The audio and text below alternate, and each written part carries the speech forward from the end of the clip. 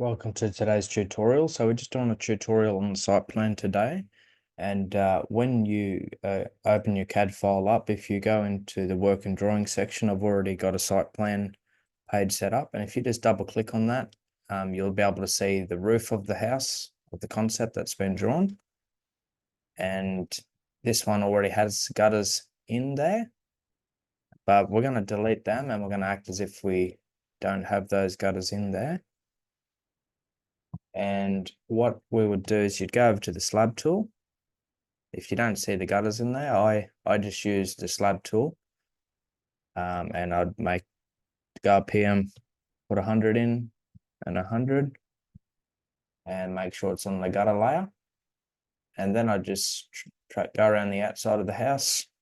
So I'd use this option up here, geometry method, rotate rectangular. So you draw a straight line, you click once, and then it comes off. No matter how you move your mouse around, it's just going in a straight angle. And then I'd just type in 100 and press enter. That's your gutter. Then I press escape so that I can click on the object, click on the edge of the line. It'll give you this option, offset edge. Click on it. It'll take a straight line out. Put in 100, press enter. Click on the black dot on the corner. This time, press the plus button. And then zoom out with the ball of your mouse. Hold shift to draw a straight line. Take your mouse down to the corner of the roof, click once, and then it'll let you drag in a straight line. Click, and then click the edge.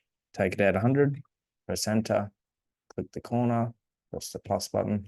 So you can go this way, or you can just go this way until it hits the roof and then go that way. I find it's usually more accurate to do it this way because sometimes it can be slightly out and then it'll wreck the straight lines and then you'll have to start again. So click the corner, the plus button, zoom out, hold shift. Once the pen goes black in the corner, click once and then click again, click the black dot, so forth and so on. And since there's no gutter going to be along the side of the garage there because the eave's been trimmed off because the wall will go on the boundary. So I'm just, in order to keep this just one big object, I'm just going to extend it from this edge. 100.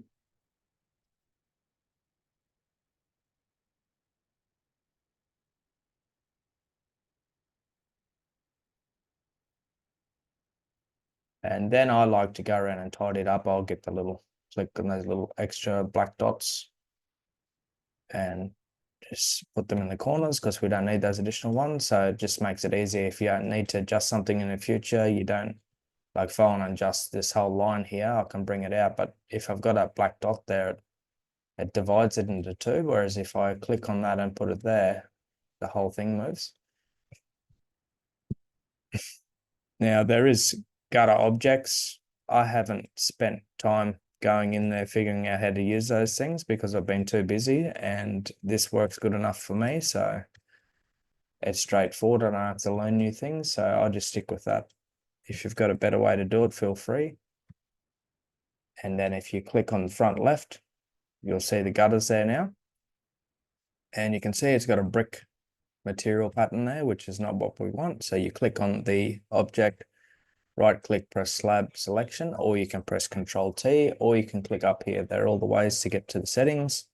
And I just put this on dark gray. And then I'd press Control D to control drag, click on that black dot in the corner, drag it down till it hits the roof. And then if you hold shift and push the ball of your mouse in, you can rotate around, zoom in and zoom out. And you can inspect the gutter in case there's something you've overlooked in 2D, and that all looks good. So that's your gutter put in, and I think I've already gone over a tutorial on this. And then if you press F2 and go back to the floor plan, or you can click up here to move around. So the gutters are in there now. And now to do the site plan, I'd bring in a folio text, which I've usually will send over with the project. External content you'll click on. So you go File, External Content, place external drawing. And you find where that you've saved folio text. A folio plan, sorry, and go to page 2, press place, zoom out. And we're going to be working off number 16. And what I like to do is I grab the edges of these folio text and I just drag them in, because we don't need all that additional information. And I just show just enough of the neighboring blocks, the neighboring numbers, in case I want to add that information onto the plan. And this is the street. Now what I like to do is I can resize this now. So if I press edit, reshape, resize, press OK, zoom in, and I click it in the corner, and it allows me to draw a line. Now this boundary is 29 meters. So if I zoom in and click there, and now I just type in 29,000, press enter, and that resizes that now. So that if I press M for measure, click there, and click here, it'll be around 29 meters. And that's what we're going to be working off to draw our lines for the site plan. So before I even rotate it, what I'll do is I'll go to the polyline tool, and I'll just use the red for now, just so I can clearly see it. And I'll click once, and I'll zoom in to sort of get it in that general direction of the direction I want to go.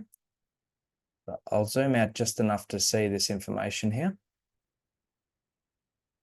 And then I'll press R, and I'll type in 29,000, and then I'll click the down button to go to the angle, and I'll type 100.34 and press enter, and then enter again, and that's my boundary line.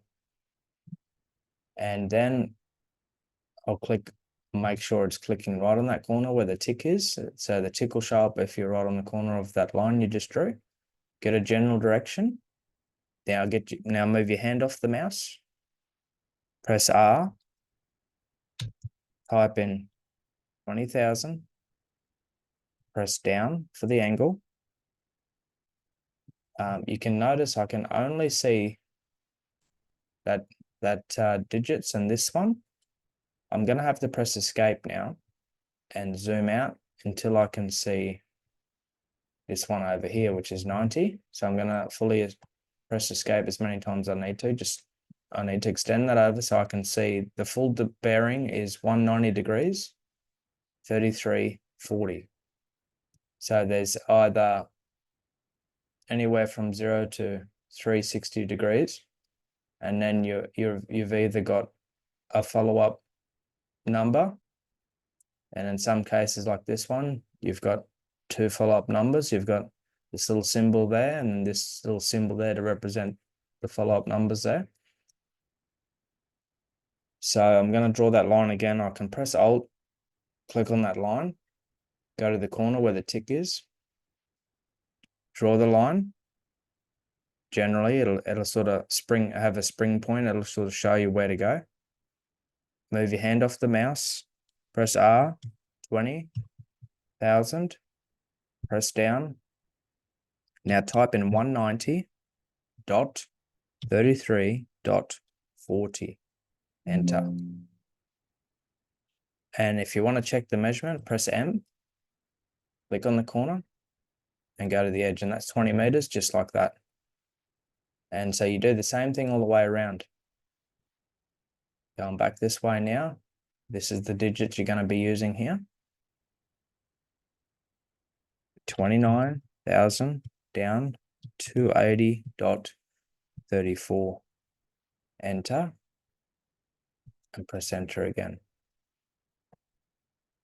Now, that sometimes they'll spring off in the wrong way, and we'll come back to that. I'm just going to draw this one in.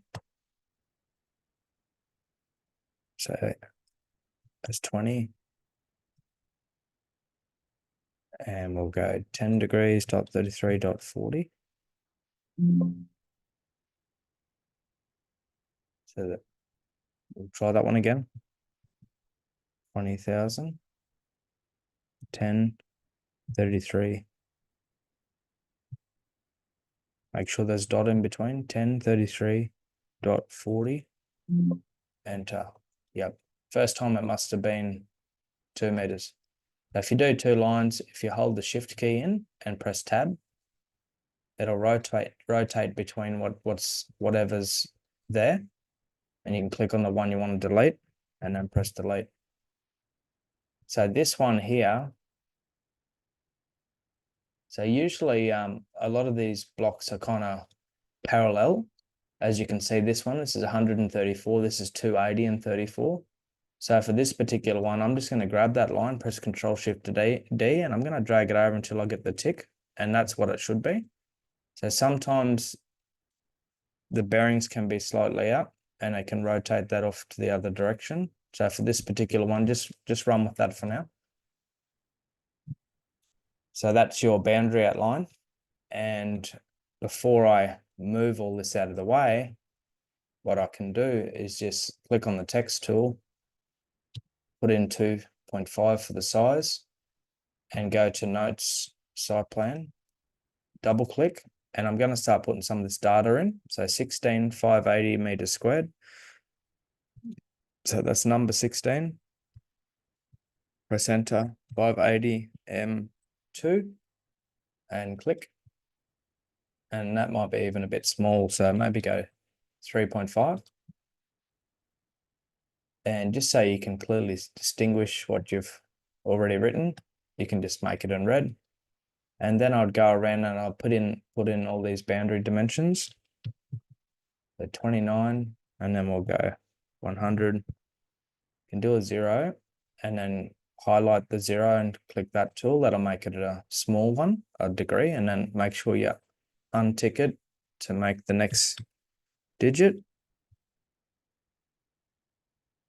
And so Control Shift D, drag a copy over. I'd go around the boundaries,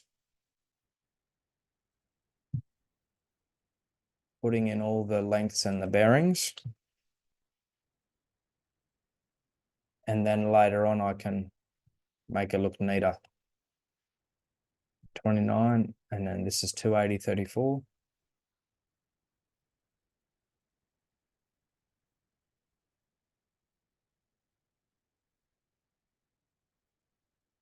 And then I'll put a space between them, between the bearings. And then drag a copy to the front. So 20 meters, 190, 33, enter, 40. That's the front bearings. And then I'd even, just in case I need to show it, I'll show the neighbors blocks in there. 578.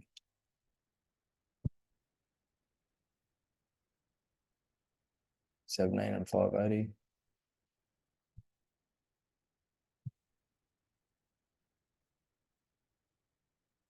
And I'll get the line tool and I'll just draw some reference lines here from neighboring blocks, so you know where their boundaries are. Just looks a bit better when we finalize the site plan. I'll also put this rear neighbors block on there. 1783. And now what I can do, this will be the street at the front here. In this example, we'll go K Campbell Close. Now I can click on that folio text, which was used for a reference, and I'll just drag it out of the way. And if I highlight all of that, I can make it black now. And for the text, put the marquee on, click on the text and press Control A. It highlights all of them and press black. And then just go around and center all the notes. 10 meters will be center, then press Control E, hold Shift to draw a straight line, click, and then click on the line. That'll make sure everything is parallel with the boundary lines. 29, so that'll be 10 and 1450. 14,500 is halfway. Same thing. Rotate the notes. I've just noticed these side boundaries, they actually can be on a smaller size. They can be 2.5. And then you're just going to have to recenter these again.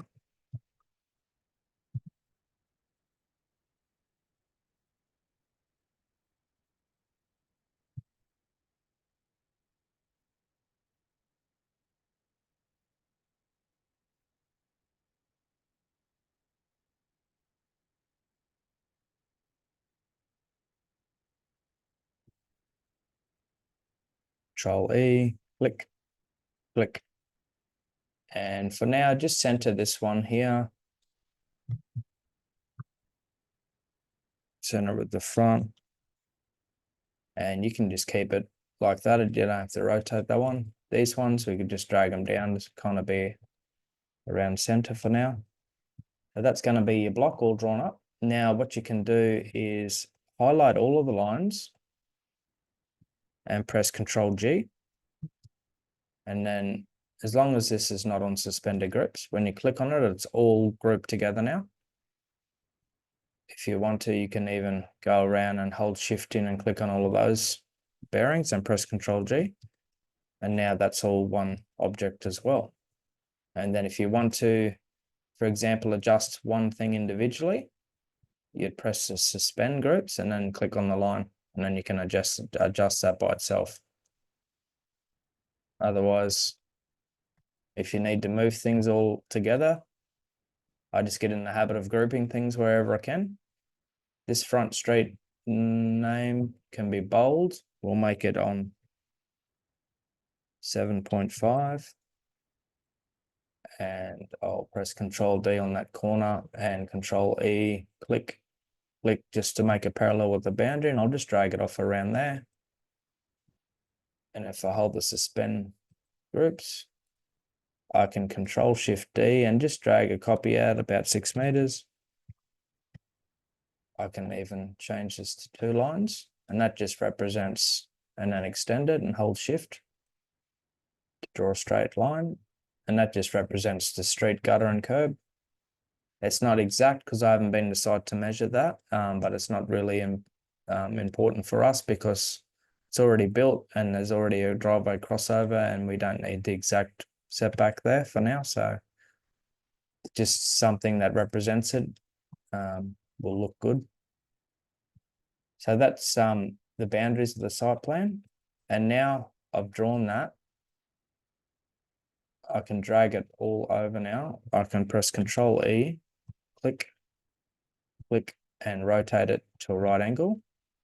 As this is the front of the house, this is how it's going to sit. And now, so all of these things here, I'm just going to press Control G and I'm going to actually make them all connected. Sorry, just go back to this point where we had it. So just press undo until we get back to here. So I'm just going to highlight it all and then press Control G. Now when I move it all around, it's all linked together because before it was just linked, the lines were linked and the text are separate, but I'm just going to make it all linked together for now. And I'm going to locate this on the block now, locate the house on the block. And if I come to this point and I want to see where the walls are on the bottom floor. So if I click on the floor plan and right click and press show trace method,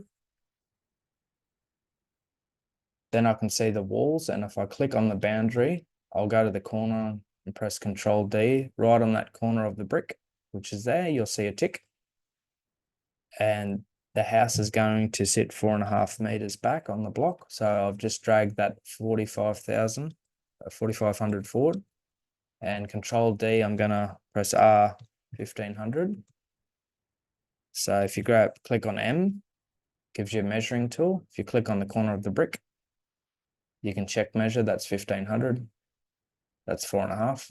That's where the house is going to sit on the block.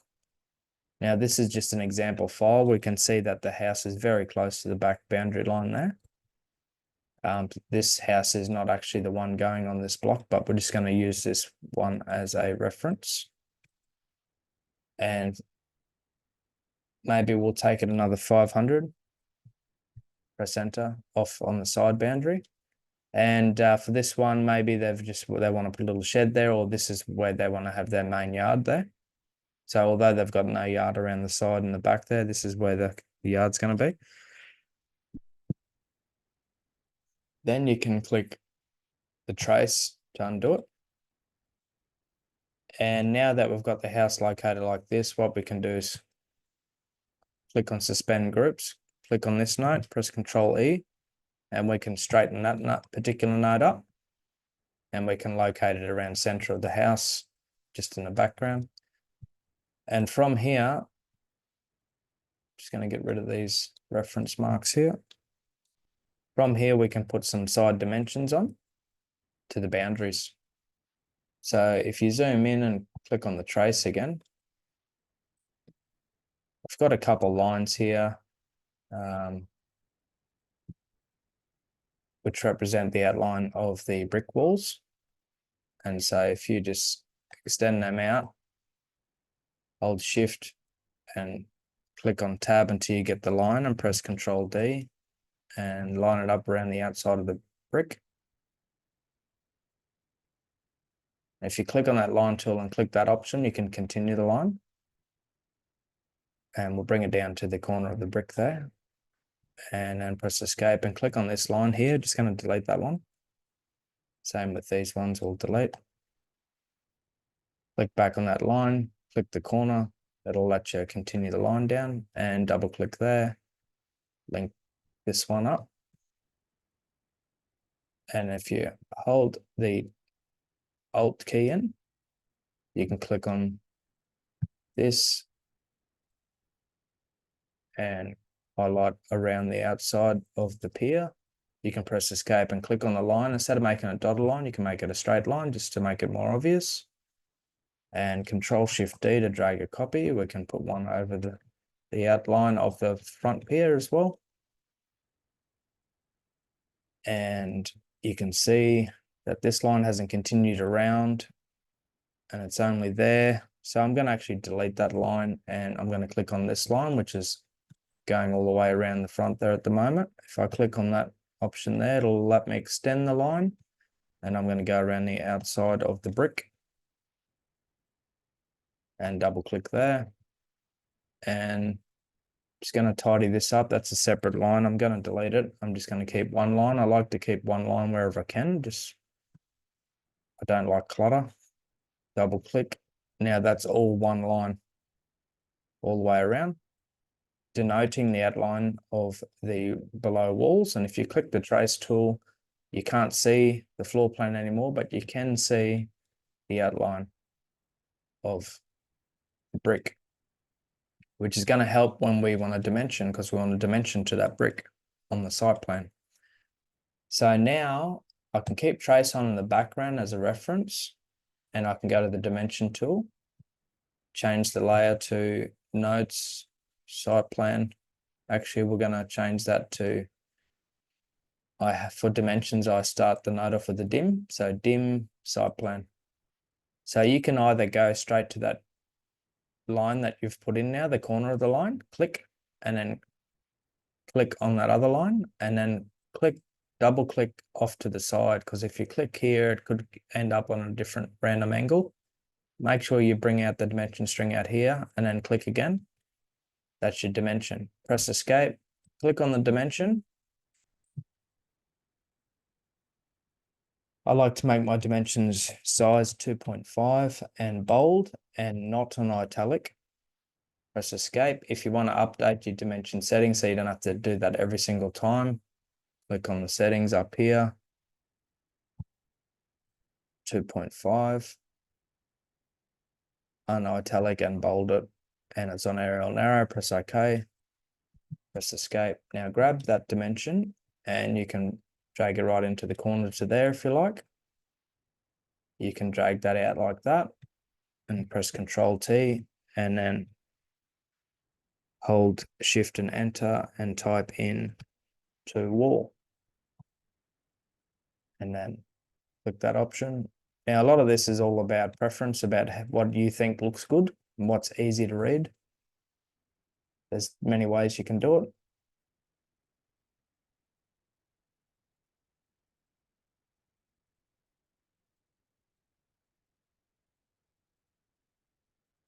Yeah, you could place it out there if you wanted to. You might think that looks the best. And then center it to wall. Press Alt. Now this is on a square block. So basically you don't have to worry about one side being longer than the other. But if you were worried about that, if the block was not a straight line at the back, one was shorter than the other, you can just do a dimension from there straight to there. Then you can Control Shift D. You could put, you could put one there, or one here, and you could compare them and click on the line where it is. And I like to make these right angle to the block. So for example, I'll draw a red line. If the block, the rear boundary line, if it went like that, what I'd do is I'd get the hotspot tool. I'd click, hold Shift and Tab until you get that hotspot show up because it's hidden there. Then I'd press Control D, and then I'd go along, hover along the line until I get the symbol, which is this one, which means it's a right angle. And then I'd leave that dot there as a reference and I'd click on this and then I'd go straight to that dot and I know that's the right angle. And then I just go up and until that dimension rotates so that it's consistent with that. And that's what it would be. And then I'd Control Shift D, drag a copy down to there. I'll get rid of that. And then I'd click on that and press Control and click on the corner there. And that's how it would go. Same here. That's how it would be. And I'd probably even just show all of those dimensions just in case someone needs to know it. So that's how you do it if the block's on an angle. So going back to what I did before, that pier is in line with the brick. And I can just click in the corner of this one. I can press Control to get rid of any unnecessary dimensions, and I can just hold Shift and drag that line down, that dimension down until it is in line with the front one.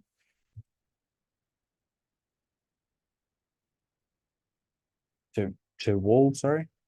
You could say to brick as well, and then to timber. Some builders like that. It's all about preference. So this is actually the closest part of the house here to this side boundary here. And you could drag it down to be in line with that if you wanted to. Control T to wall.